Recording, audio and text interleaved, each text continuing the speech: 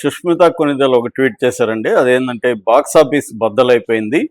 So fastest regional film ఇది ఎక్కువ collect చేసిన రీజనల్ ఫిల్మ్గా రికార్డు క్రియేట్ చేసిందని చెప్పింది. అంటే 300 కోట్ల గ్రాస్, 200 మొన్న ఉంటే ఇమీడియట్గా మళ్ళీ 300 కోట్లకి వచ్చింది. ఎగ్జాక్ట్గా 1 వీక్ అయింది రిలీజ్ అయ్యి కూడా. సో 1 వీక్లో 300 కోట్ల గ్రాస్ కలెక్ట్ చేసిన నెంబర్ 1 ఫిల్ము రీజనల్గా ఆమె చెప్పింది. అంటే పాన్ ఇండియా కాకుండా రీజనల్గా నెంబర్ 1 ఫిల్మ్ ఇది అనేది ఆమె అనౌన్స్ చేసింది. సో అయితే ఇక్కడ పాన్ ఇండియా సినిమాల్లో మాత్రం ఇదైతే ఏమి రికార్డు కాదు ఇది. కానీ పాన్ ఇండియా సినిమాల లిస్ట్లో కూడా ఇది 8వ ప్లేస్కి వెళ్ళిందండి. అది రికార్డుగా చెప్పుకోవచ్చు. మనకి ఇప్పటివరకు ఏంటంటే 1 వీక్లో నెట్ కలెక్షన్లు కానీ చూస్తే రికార్డు వచ్చి త్రిబుల్-ఆర్ పేరుతో ఉందండి. త్రిబుల్-ఆర్కి 298 కోట్ల 51 లక్షలు 1 వీక్ కలెక్షన్. నెట్ ఇది నేను చెప్తున్నది, గ్రాస్ కాదు. నెట్ అమౌంట్ 298 కోట్ల 50 లక్షలు 51 లక్ష త్రిబుల్-ఆర్కి వచ్చింది. రెండవ సినిమా పుష్ప 2 అండి. పుష్ప 2 212 కోట్ల 25 లక్షలు. ఇవన్నీ పాన్ ఇండియా అంటే నేను చెప్పేది only Telugu pan India, not ఇతర లాంగ్వేజ్లు కాదు. ఓన్లీ తెలుగులో నుంచి పాన్ ఇండియా సినిమాలు 1 వీక్ నెట్ కలెక్షన్ మాత్రమే నేను చెప్తున్నాను. మూడోది కల్కి అండి. కల్కి వచ్చి 204 కోట్లు చేసిందండి. అట్లాగే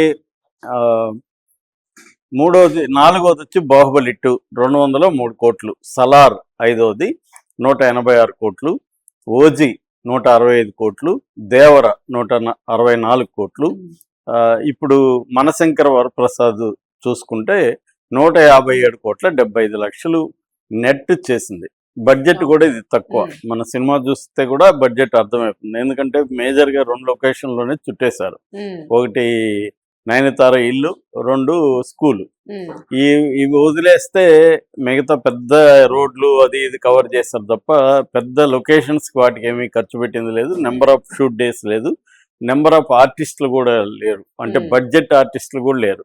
బడ్జెట్ ఆర్టిస్టులు వీళ్ళిద్దరే, నయనతార, చిరంజీవి. గెస్ట్ ఏమో వెంకీకి ఎంత ఇచ్చుంటారు, అన్ని కోట్లు ఏమి ఇచ్చుండే అవకాశం లేదు. ఎందుకంటే ఆయన మహా అంటే ఒక వారము 10 రోజులు షూట్కి వచ్చుంటాడు. ఎందుకంటే మ్యాక్సిమం 20 నిమిషాలు కూడా లేదు ఆయన. అది కూడా ఒకే సింగిల్ లొకేషన్లోనే ఎక్కువ ఉంది. కాబట్టి ఆయనకి పెద్ద అవ్వదు. పాట ఒకటి, సీన్లు కొన్ని ఉన్నాయి అంతే.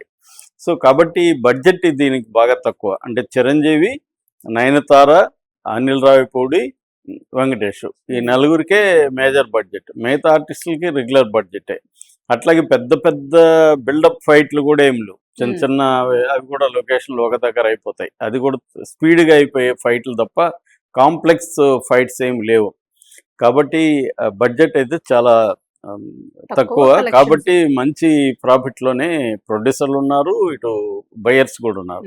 సో 1 వీక్ కలెక్షన్ చూసుకుంటే మనకి ఫస్ట్ డే ప్రీమియర్ వేసినప్పుడు 11వ తేదీ 9 కోట్ల 35 లక్షలు అండి. ఫస్ట్ డే మండే 32 కోట్ల 25 లక్షలు. సెకండ్ డే 18 కోట్ల 75 లక్షలు. అంటే సెకండ్ డే మనకి పడింది. బట్ మళ్ళీ థర్డ్ డేకి మళ్ళీ పెరిగింది 19 కోట్ల 50 లక్షలు. 4వ రోజు 22 కోట్లు. 5వ రోజు 19 కోట్ల 50 లక్షలు. 6వ రోజు 18 కోట్ల 9 లక్షలు. 7వ రోజు 17 కోట్ల 50 లక్షలు. అంటే పెద్ద డ్రాస్టిక్ డ్రాప్ అనేది ఏం లేదు.